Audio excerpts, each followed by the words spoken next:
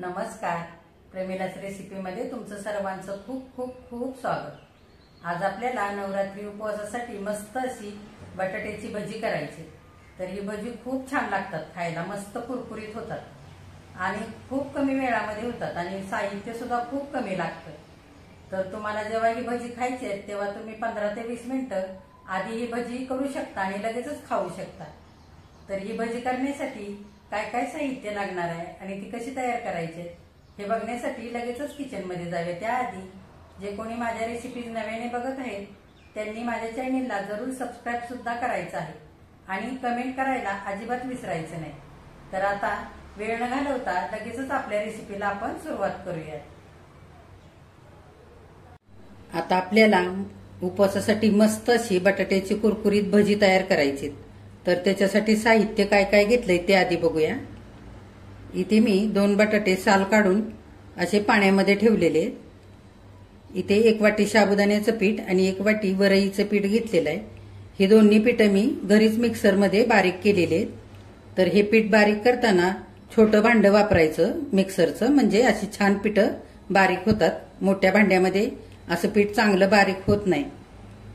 इथे अर्धी वाटी कोथिंबीर स्वच्छ धुवून बारीक चिरून घेतलेले. इथे 5-6 मिरच्या स्वच्छ धुवून पुसून मध्ये कट करून घेतलेले. ह्या मिरच्या मध्ये कट करायच्या म्हणजे तळताना तेलामध्ये अंगावरती उडत नाहीत.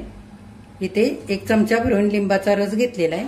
इथे 3 मिरच्या, अर्धा इंच आलं आणि पाव चमचा जिरे असं मी वाटून घेतलेलं आहे. इथे अर्धा चमचा मिरी पावडर घेतले आणि चवीनुसार मीठ घेतलेलं आहे. तर इतकं साहित्य आपल्याला लागणार आहे आणि खूप कमी वेळामध्ये ही भजी तयार होतात. जेवणाच्या आधी तुम्ही 15 ते 20 मिनिटं ही भजी पटकन करू शकता. तर आता आधी आपण हा बटाटा खिसून घेऊया. आधी आपण बटाटा खिसून घेऊया. हे बघा, ही अशी बटाटा खिसण्याची खिसणी अशी बारीक नाही वापरायची. अशी बारीक खिसणी वापरली तर बटाटा खिसून खूप असा गाळ होतो आणि भजी अजिबात अशी कुरकुरीत होत नाही. तर त्याच्यासाठी थोडं जाड बटाटा खिसता येईल अशीच खिसणी वापरायची. तर मी अशी जाड खिसणी घेतलेली. हे बघा. तर आता आपण बटाटा खिसून घेऊया.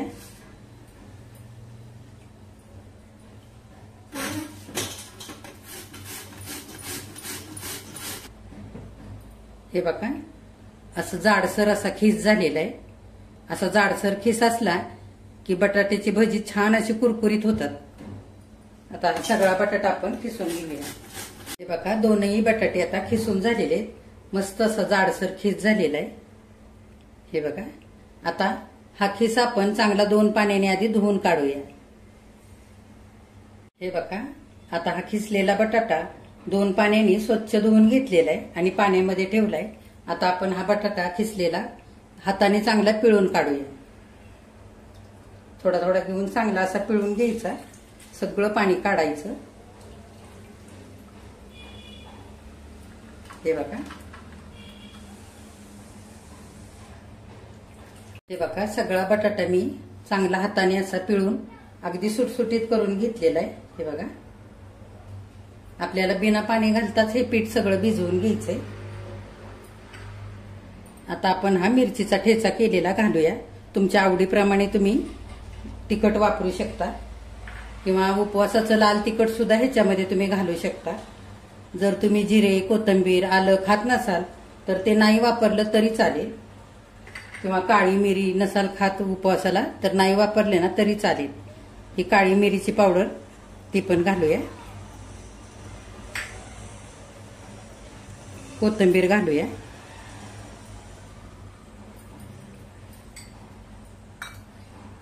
आता छान भजी चटपटीत लागण्यासाठी लिंबाचा रस घालूया. आता भजीला छान कुरकुरीतपणा यावा त्याच्यासाठी साबुदाण्याचं पीठ आपण 4 चमचे घालूया. आपल्याला अंदाजाने जसं लागल तसंच हे पीठ घालायचंय. आधीच सगळं पीठ नाही घालायचं. आणि वरईचं साधारण 2 चमचे पीठ घेऊया. तुम्ही इथे राजगिऱ्याचं पीठ सुद्धा वापरू शकता भजी करण्यासाठी. आता हे थोडंसं मीठ घालूया आधी चवीनुसार आणि चांगला हाताने एकजीव करून घेऊया. हे बघा, बटाट्यामध्ये जेवढा ओलावा आहे त्याच्यामध्ये आपल्याला हे पीठ चांगलं आता भिजवून घ्यायचंय आणि लागलं तर परत पीठ घालायचंय आपल्याला वरीचं. हे बघा, बटाटा आता थोडासा ओलसर आहे अजून. मी आणखी 1 चमचा भरून वरईचे पीठ घालते आणि चांगलं आता अजून हाताने आपण मिक्स करून घेऊया. आपल्याला ही भजी छान अशी कांदा भजी कशी कुरकुरीत होतात तशी करायची, त्यामुळे पीठ पण जास्त नाही वापरायचं. हे बघा, बटाट्याच्या खिसामध्ये आता वरईचं पीठ चांगलं मिक्स करून झालेलं आहे. हे बघा, खूप पण पीठ नाही घातलेलं, असं आपल्याला सुट्टच राहायला पाहिजे. हे खिस असा केलेला आहे. कांद्याची कशी भजी होतात कुरकुरीत तशी ही भजी व्हायला पाहिजे. त्याच्यासाठी तर खूप पीठ पण नाही वापरायचं आणि बिना पाणी घालताच हे आपल्याला असं मिक्स करून घ्यायचंय. आणि ह्याच्यामध्ये जर तुम्हाला शेंगदाण्याचं कूट घालायला आवडत असेल तर तुम्ही घालू शकता. शेंगदाणे हलकेसे भाजून घ्यायचे आणि ओबडधोबड वाटून तसं कूट घालायचं, म्हणजे भजी चांगली लागतात खायला. आता आपण तेल गरम करण्यासाठी ठेवूया. हे बघा, भजी तळून घेण्यासाठी मी तेल ठेवलेलं आहे गरम करण्यासाठी आणि आता चांगलं गरम झालेलं आहे तेल. आपण आधी मिरच्या तळून घेऊया, म्हणजे मिरचीचं छान असा तिखटपणा तेलामध्ये उतरेल आणि वरून सुद्धा भजी छान अशी तिखट होतील. त्याच्यासाठी आपण आधी मिरच्या तळूया. हे बघा, मिरच्या चांगल्या तळलेल्या आहेत, आपण काढून घेऊया.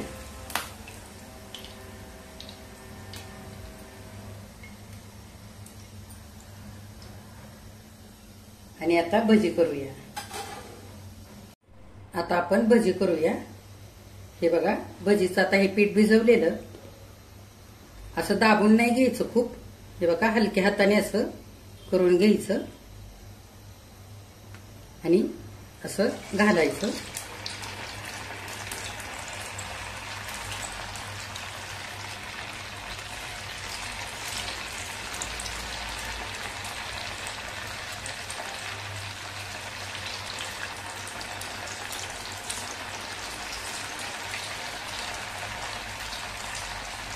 अशी सुटसुटीतच भजी घालायची. हे बघा, खालच्या साईडने चांगली होऊ द्यायची आणि अशी उलटवून घ्यायची.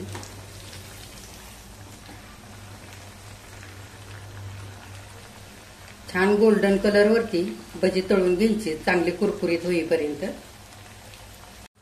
हे बघा, छान 1 मिनिटभर तळून घेतलेली आहेत भजी. मस्त रंग आलेला आहे. आपण काढून घेऊया.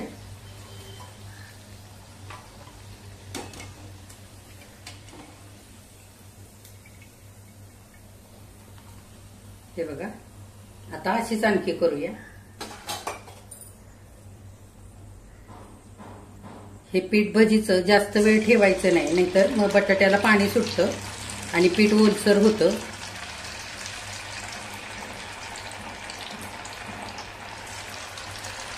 हे बघा, ही पण भजी छान तळलेली, काढून घेऊया.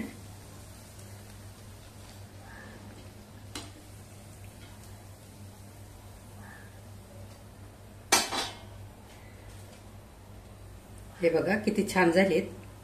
आता बाकीची उरलेली अशीच तळून घेऊया आणि अशी छोटी छोटीच भजी करायची, म्हणजे आतपर्यंत छान तळली जातात आणि मस्त कुरकुरीत होतात.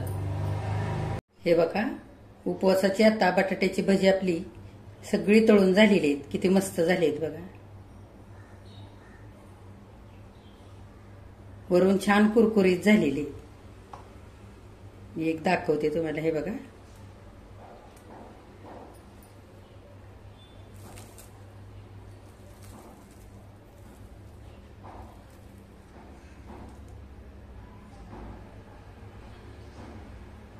आपण ह्याच्यासाठी कमीच पीठ वापरलेलं आहे आणि बटाटा जास्त वापरलेला आहे. मस्त आहे बघा, बटाट्याचा खीस सुद्धा किसलेला आतून छान असं दिसतोय. आता आपण ही बटाट्याची भजी एका डिश मध्ये काढूया. हे बघा, नवरात्रीच्या उपवासासाठी मस्त अशी बटाट्याच्या खिसाची कुरकुरीत भजी खाण्यासाठी तयार झालेली आहेत. किती मस्त झालीत बघा. आणि सोबतच इकडे मिरची पण तळलेली आहे आणि मी ही चटपटीत चटणी उपवासाची आधीच केलेली आहे. ह्याच्यामध्ये ओलं खोबरं, थोडे शेंगदाणे मिरची, आलं, जिरी आणि दही, लिंबाचा रस, साखर थोडीशी आणि चवीपुरतं मीठ घालून छान वाटून घेऊन ह्याला जिऱ्याची फोडणी केलेली अशी ही चटणी सुद्धा तुम्ही ह्या भजींसोबत खाऊ शकता. दह्यासोबत भजी खाऊ शकता किंवा मिरची सोबत पण खाऊ शकता किंवा नुसती सुद्धा ही भजी खायला खूप छान लागतात आणि खूप कमी वेळामध्ये आणि कमी साहित्यामध्ये ही भजी तयार होतात. तर ह्या पद्धतीने नवरात्रीच्या उपवासाला अशी भजी तुम्ही पण तयार करा. माझ्या चॅनेलला लाईक, शेअर आणि सबस्क्राईब सुद्धा जरूर करा आणि कमेंट करायला अजिबात विसरू नका. ही उपवासाची भजी तुम्ही मस्त अशी चटणी सोबत सुद्धा खाऊ शकता. बघा.